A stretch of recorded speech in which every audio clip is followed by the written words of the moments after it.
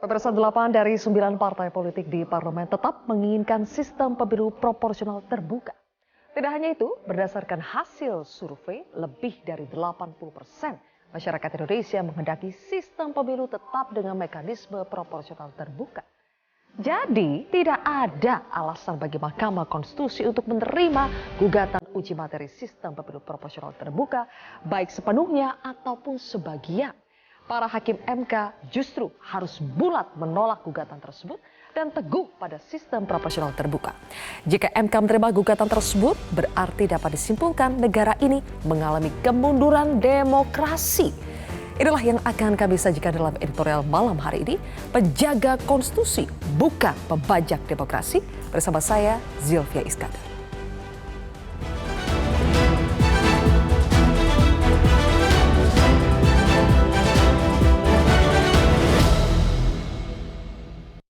Penjaga konstitusi bukan pembajak demokrasi.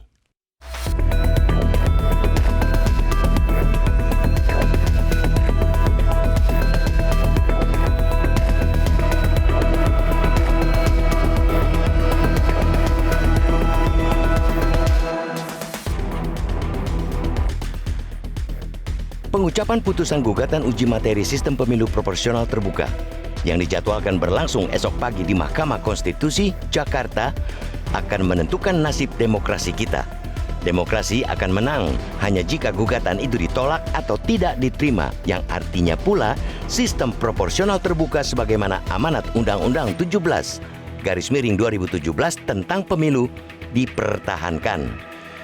Sebab itu, hingga malam terakhir ini, bahkan hingga jam-jam akhir nanti sebelum pengucapan, MK harus teguh berpihak pada demokrasi. Terlebih, sistem proporsional terbuka yang telah berjalan selama ini terbukti membuat rakyat lebih mengenal para caleg. Tidak heran dari berbagai survei mengenai sistem pemilu, suara rakyat selalu dominan pada sistem proporsional terbuka, termasuk pada survei Indikator Politik Indonesia yang dilakukan Februari dan Maret 2023. Lebih dari 80% responden menghendaki sistem proporsional terbuka dan hanya 11% yang setuju sistem tertutup. Bahkan tidak hanya rakyat, dari 9 partai di parlemen, hanya PDIP yang mendukung diterapkan sistem coblos partai atau sistem tertutup. Sedangkan 8 fraksi lainnya yaitu Golkar, Gerindra, Nasdem, PKB, PAN, PKS, Demokrat, dan P3 menolak usul tersebut. Dari situ, MK harus paham jika keputusan yang tidak berpihak pada sistem proporsional terbuka akan jadi pertanyaan besar. Konsekuensi MK akan dikaitkan dengan partai tertentu, sulit dihindari. Lebih mendasar lagi, keputusan yang bertentangan dengan sistem proporsional terbuka apapun bentuknya adalah kemunduran demokrasi. Bahkan jikalaupun MK hanya menerima sebagian gugatan atau memberi jalan bagi sistem campuran. Sistem pemilu campuran belakangan ini semakin banyak dihembuskan, yang salah satu wujudnya adalah dengan sistem tertutup untuk level DPR RI dan sistem terbuka untuk DPRD provinsi dan kabupaten kota. Kalaupun level penerapan itu dibalik, pencideraan terhadap suara rakyat tidak berkurang. Negara meremehkan kemampuan rakyat dalam memilih kader dan hanya memuaskan ego segelintir parpol. Berbagai bahaya dan kemunduran dari sistem proporsional tertutup itu pula yang sudah disampaikan para ahli hukum dan tata negara dalam sidang-sidang uji materi sistem pemilihan umum yang telah digelar sejak Januari. Dosen Fakultas Hukum Universitas Islam, Asy-Syafi'iyah Abdul Khair, mengatakan sistem proporsional terbuka sejalan dengan kebenaran dan sekaligus keadilan. Keduanya merupakan duit tunggal yang tidak terpisahkan. Bahkan jika mengacu pada fatwa MUI, kata Abdul Khair, sistem proporsional tertutup tidak dapat memenuhi syarat pemilihan. Sebab kewajiban rakyat untuk memilih calon yang beriman dan bertakwa, jujur, syirik, terpercaya, amanah, aktif, dan aspiratif atau tabligh, mempunyai kemampuan atau fatanah, tidak dapat dilakukan. Sementara ahli yang dihadirkan Partai Nasdem, I Gusti Putu Arta, menyatakan meski sama-sama konstitusional, sistem proporsional terbuka memiliki bobot yang lebih tinggi dibanding sistem tertutup. Selain itu, sistem proporsional terbuka juga terbukti membangun tatanan proses kaderisasi politik yang mendorong lahirnya pemimpin lokal yang memiliki hubungan yang amat dekat dengan rakyat. Karena itu sekali lagi, tidak ada alasan bagi MK untuk menerima gugatan uji materi sistem pemilu proporsional terbuka, baik sepenuhnya ataupun sebagian. Para hakim MK justru harus bulat menolak gugatan itu dan teguh pada sistem proporsional terbuka.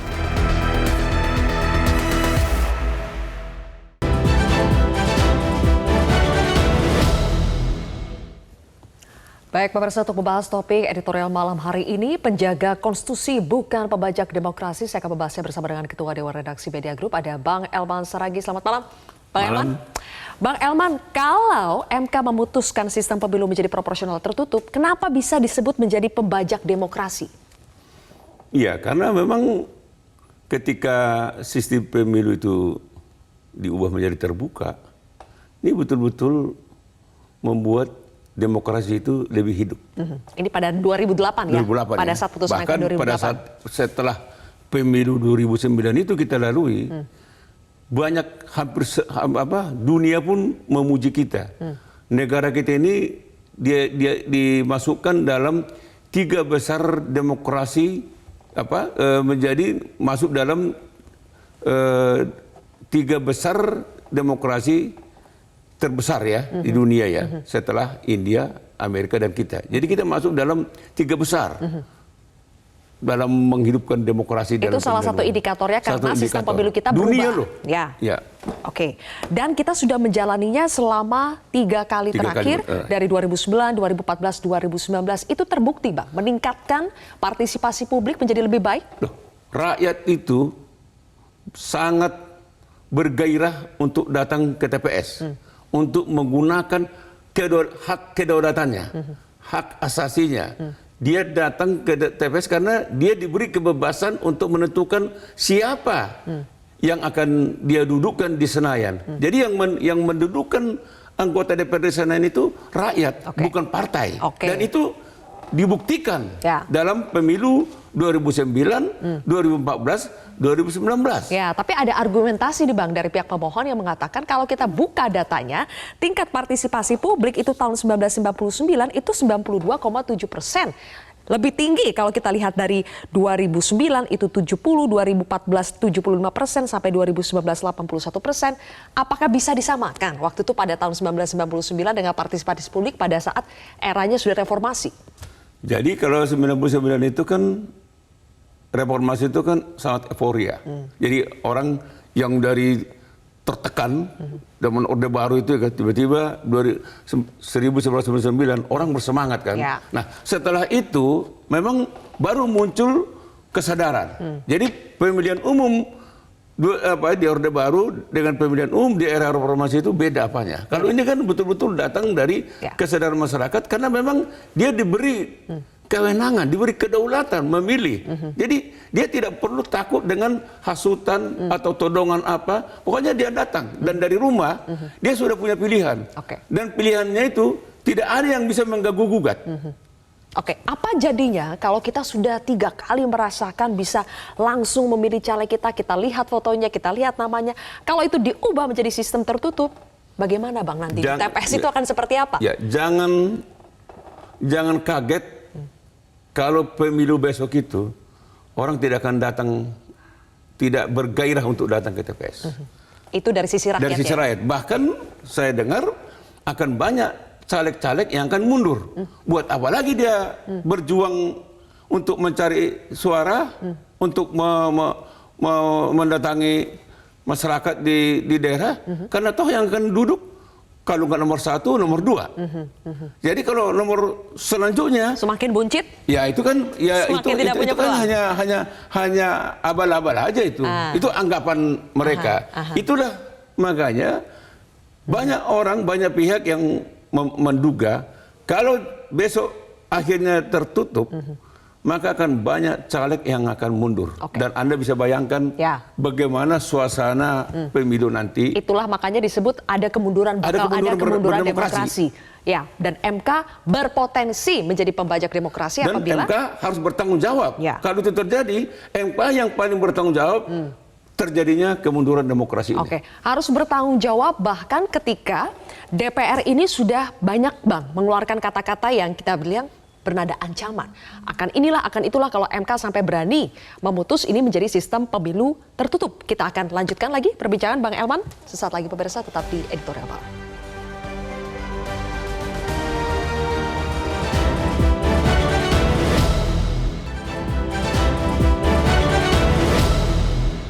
Jadi kita tidak akan saling memamerkan kekuasaan.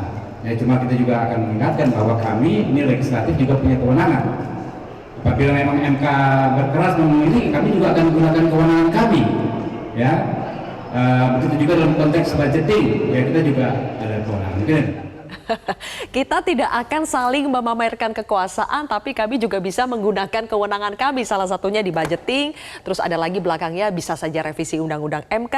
Jadi ini mau memamerkan kekuasaan atau tidak sebetulnya kalau kita baca dari faktanya, Bang?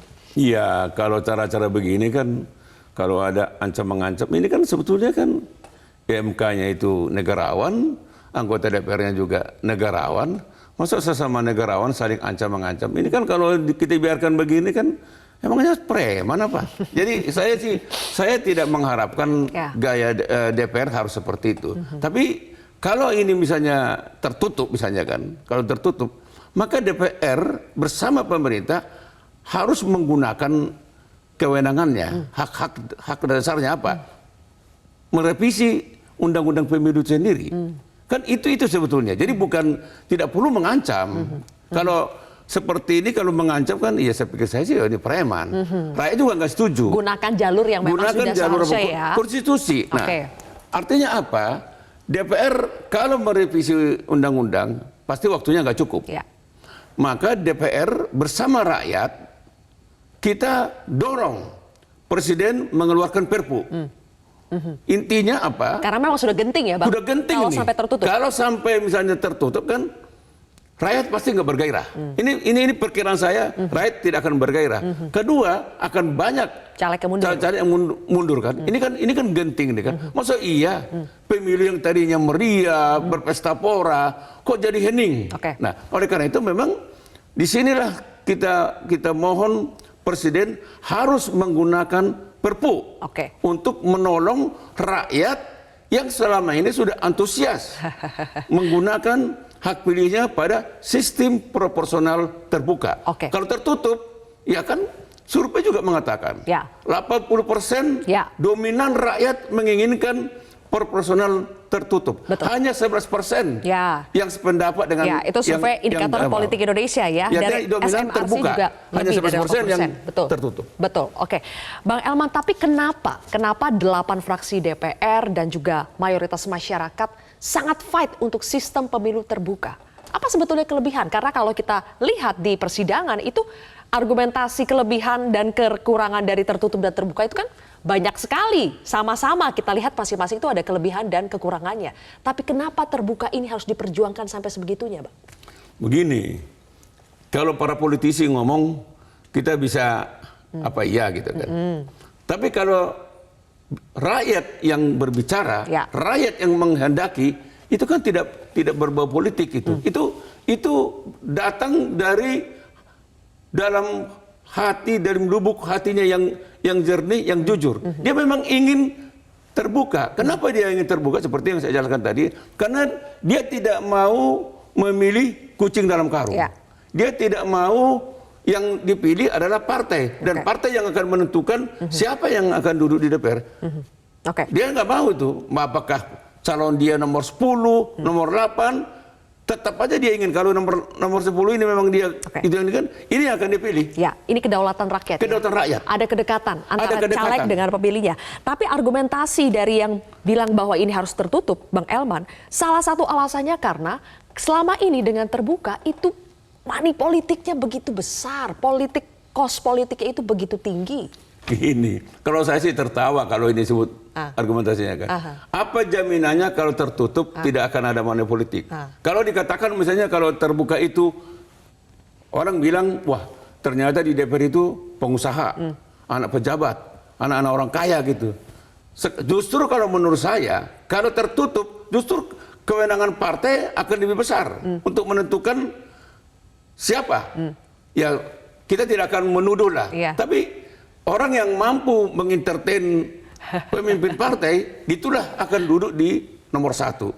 Jadi bagaimana kita bisa mempertanggungjawabkan bahwa kalau... Jadi potensi money politik tetap ada ya Bang? Mau itu terbuka, mau tertutup, jangan-jangan lebih besar? Ada, jangan-jangan lebih besar yang tertutup daripada yang terbuka.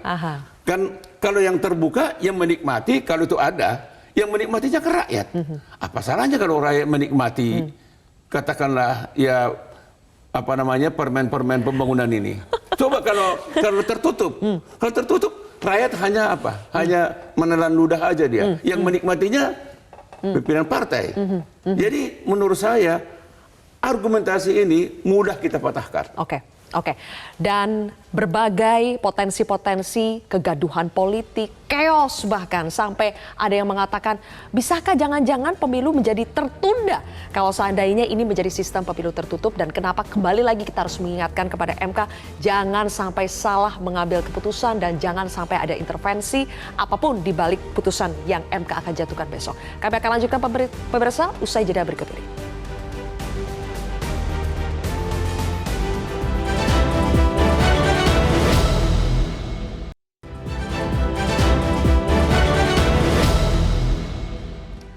Baik, pemirsa, kami mengadakan polling untuk pemirsa Metro TV lewat sosial media. Yang pertama di Instagram Metro TV, pertanyaannya penentuan sistem pemilu adalah ranah DPR dan Presiden. Bila MK menentukan sistem pemilu, maka 85% menjawab bisa diveto oleh pemerintah dan 15% diikuti, meskipun itu berpotensi merusak demokrasi. Kemudian kami juga kita lihat dari Twitter ya.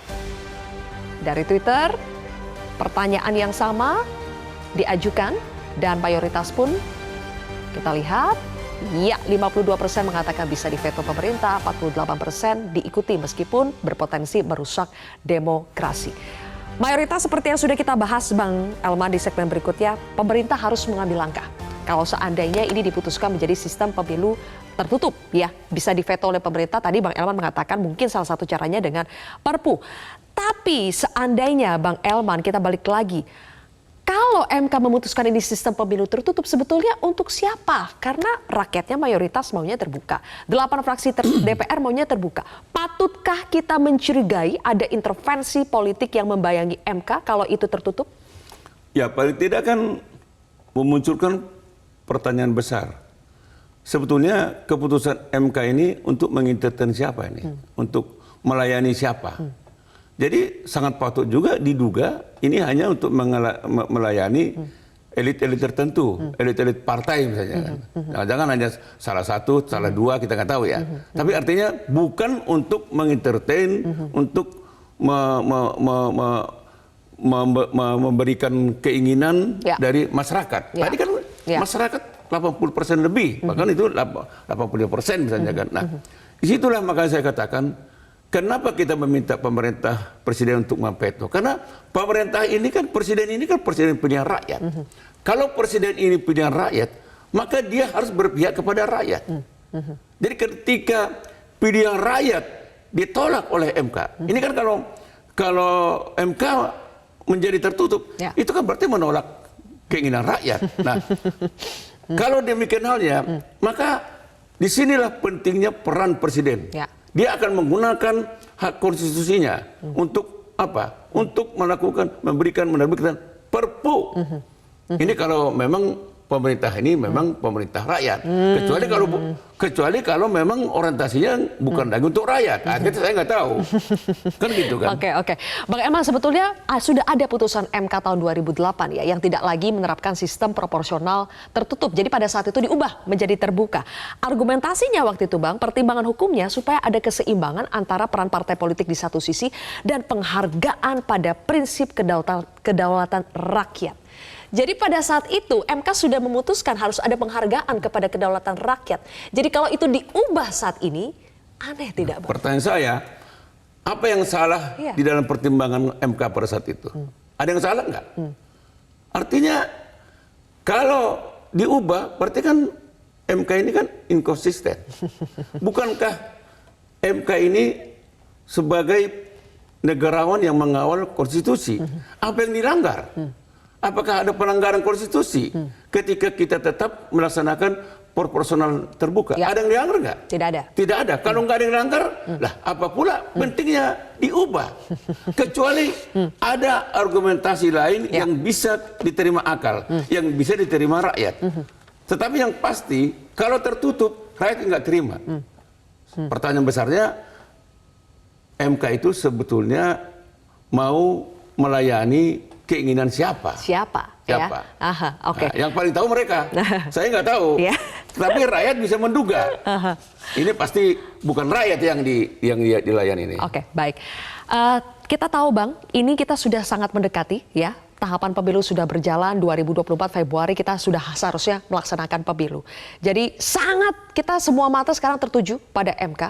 Masih bisakah kita berharap pada MK karena kita tahu putusan-putusan MK sebelumnya, misalnya yang soal perpanjangan masa jabatan pimpinan KPK, itu mendulang kritik. Makanya banyak yang khawatir jangan-jangan MK ini putusannya kontroversial lagi. Jadi pertanyaan saya, masih bisakah kita optimistis Bang? Akal sehat mengatakan keputusan MK besok itu akan terbuka. Akal sehat ya. Akal sehat. Nah, kecuali kalau MK tidak menggunakan akal sehat. Tapi kalau akal sehat, dan saya yakin hakim-hakim MK ini masih menggunakan akal sehatnya. Mampu dia melihat inilah kepentingan rakyat.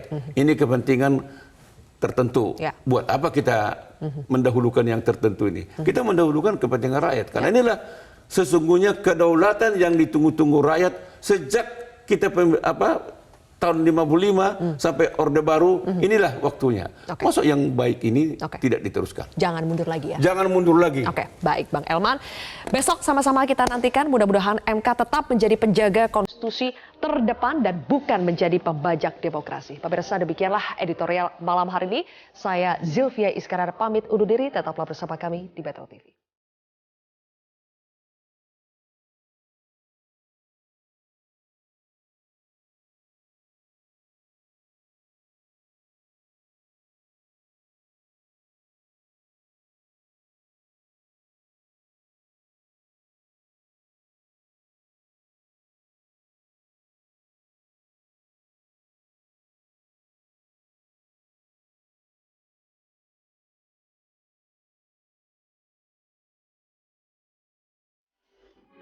Metro TV